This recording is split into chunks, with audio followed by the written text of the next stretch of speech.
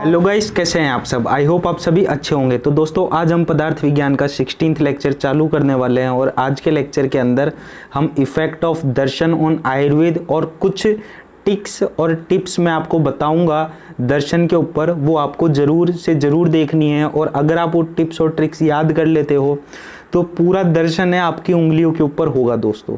जी हाँ, ये बात सच है। आज की वीडियो देखने के बाद में जो पूरा दर्शन है वो आपकी उंगलियों पर होगा। तो दोस्तों, पिछले लेक्चर के अंदर हमने दर्शन पढ़ा था, उसका इंट्रोडक्शन देखा था, उसके बाद में दर्शनों का इम्पोर्टेंस देखा था, निरुक्ति वगैरह ये सारी चीज़ें पढ़ी थी हमने दर्शन की। षट दर्शन कौन से हैं, नास्तिक दर्शन कौन से हैं, आस्तिक दर्शन कौन से हैं, ये सारी चीज़ें देखी थी हमने। तो गाइज, आज हम पढ़ने वाले हैं effect of darshan on Ayurveda. तो यहाँ पर ये कहा गया है कि Ayurveda accepted the 25 principle of creation of सांख्य।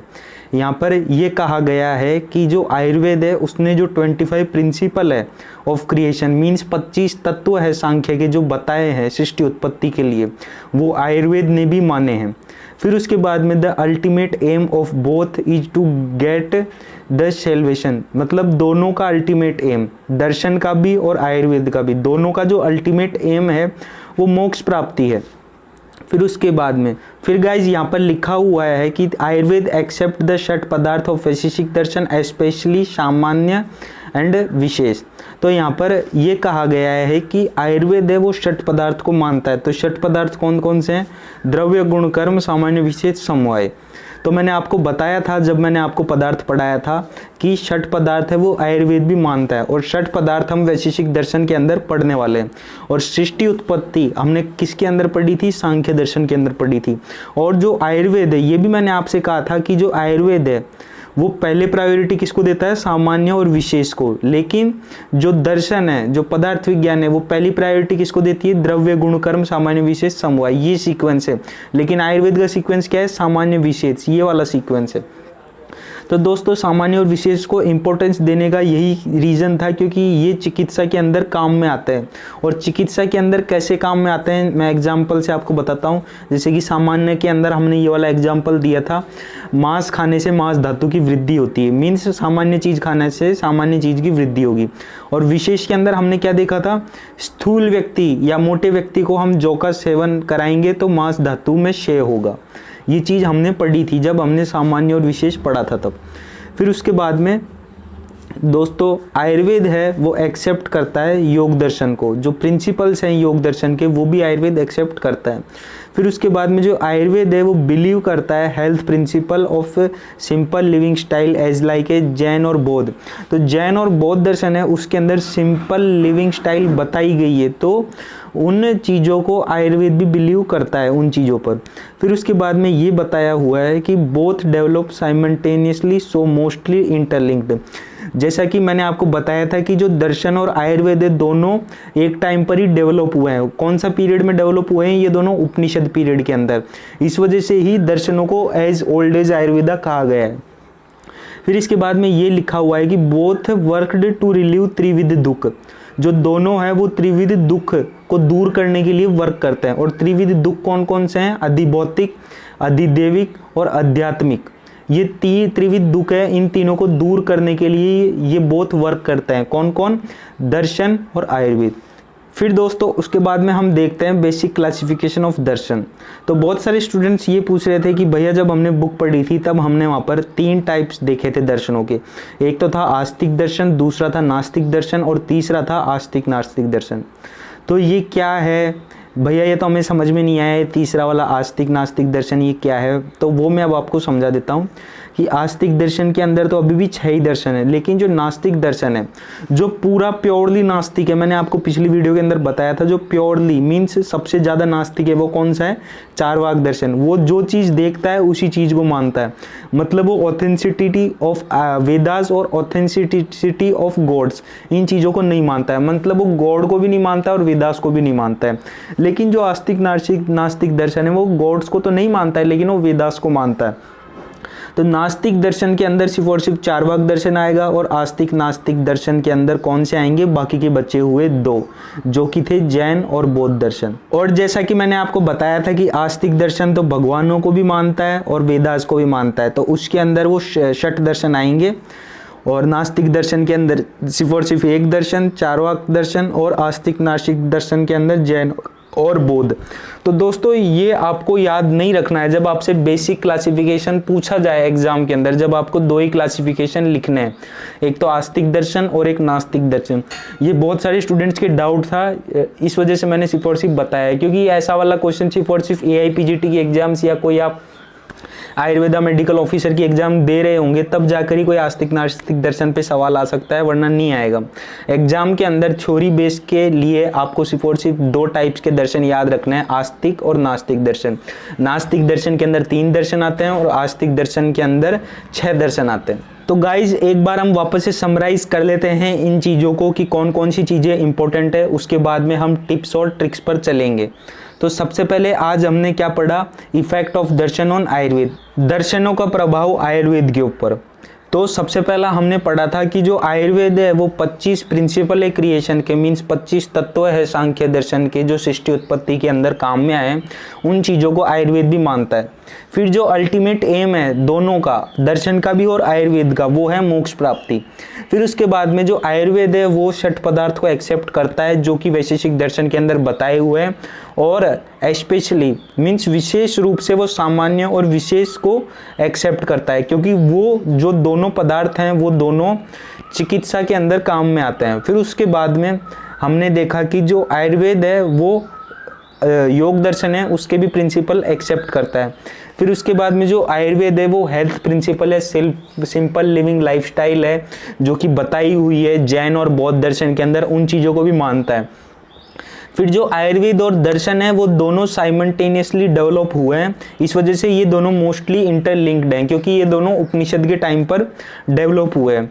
फिर ये जो दोनों हैं वो त्रिविध दुख के ऊपर वर्क करते हैं और उनसे छुटकारा दिलाने के लिए अंदर मदद करते हैं। तो त्रिविध दुख कौन कौन से थे, अधिभौतिक, अधिदैविक और आध्यात्मिक। उसके बाद में हमने देखा बेसिक क्लासिफिकेशन ऑफ दर्शन, उसके अंदर हमने देखा आस्तिक दर्शन, नास्तिक दर्शन और आस्तिक नास्तिक दर्शन। फिर गाइज अब मैं आपको बताने जा रहा हूँ सबसे इम्पोर्टेंट ट्रिक्स एंड टिप्स जो कि है दर्शनों के लिए। तो सबसे पहले हम प्रमाण देखते हैं कि प्रमाण कौन से दर्शन में कितने हैं। तो सबसे पहले हमें याद रखना है कि चार्वाक दर्शन के अंदर सिर्फ और सिर्फ एक प्रमाण है, कौन सा है, प्रत्यक्ष प्रमाण। मैंने आपको बताया था चार्वाक दर्शन जिस चीज़ को देखता है उसी चीज़ को मानता है। तो प्रत्यक्ष का मतलब ही ये होता है जो चीज़ देखी वही चीज़ मानता है वो प्रमाण। तो चार्वाक के अंदर सिर्फ और सिर्फ प्रत्यक्ष प्रमाण आएगा। फिर जो बौद्ध, वैशेषिक और जैन दर्शन है, इसके अंदर आपको एक सिंपल सी ट्रिक बता रहा हूँ, यहाँ पर सब जगह 2-2 मात्रा आई हुई है, आप देखो अच्छे से, बौद्ध में भी, वैशेषिक में भी और जैन में भी। तो तीनों के अंदर 2-2 मात्रा है और यहाँ पर भी 2 ही प्रमाण माने हुए हैं। तो 2 मात्रा से 2 प्रमाण, कौन कौन से, प्रत्यक्ष और अनुमान। उसके बाद में जो सांख्य दर्शन है और योग दर्शन है उसके अंदर 3 प्रमाण आएंगे, कौन कौन से, प्रत्यक्ष, अनुमान और आप्तोदेश या शब्द भी कह लो। उसके बाद में जो चौथा है न्याय दर्शन।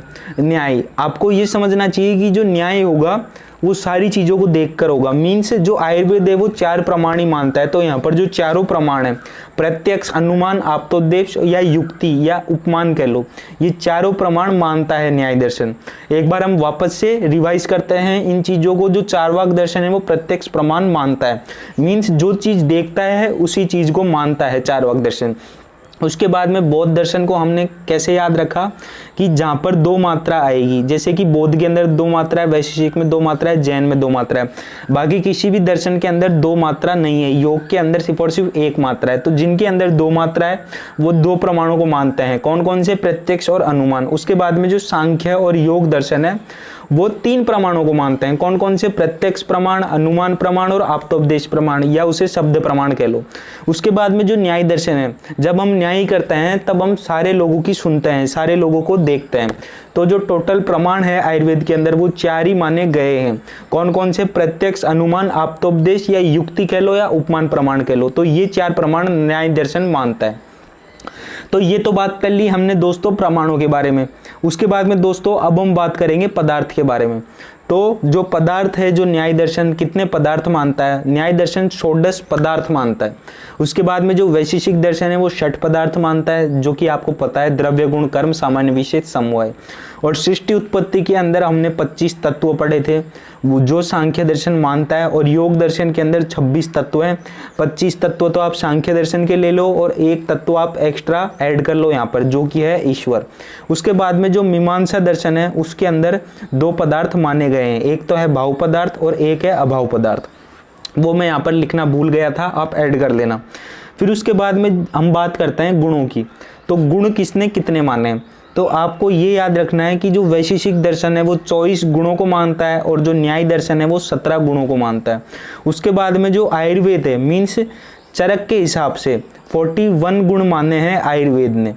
तो जब हम गुण विज्ञानियम पढ़ेंगे तब हम देखेंगे कि 41 गुण कौन से हैं, तब हम देखेंगे। जैसे कि आपने सुना भी होगा गुरुवादी गुण 20 होते हैं, पारादि गुण 10 होते हैं, आध्यात्मिक गुण 6 होते हैं और सार्थ गुण या विशेष गुण 5 होते हैं। तो ये जो चारों गुण जब हम मिलाते हैं 20 + 10 + 6 + 5 तब जाकर 41 बनते हैं। गाइस, इन सारी चीज़ों को हम एक बार वापस से रिवाइज कर लेते हैं ताकि आपके दिमाग के अंदर फिट बैठ जाए बिल्कुल।